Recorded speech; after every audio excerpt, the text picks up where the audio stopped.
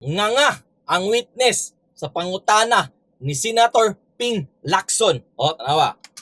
Hindi lahat ng after surveillance report successful. Negative eh.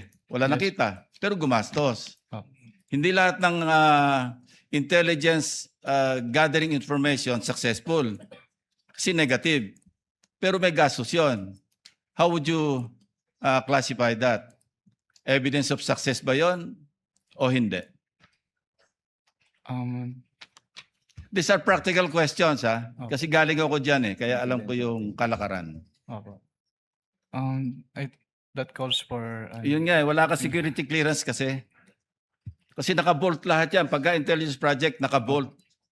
Pag declassified, terminated yung project, saka ilalabas yun. Nandun lahat yung mga tunay na pangalan ng mga aliases. Opo. Kumuha ka ng security clearance. Kumuha ka muna ng security clearance. Nga ang witness. Ha? So mo na'y diferensya, no?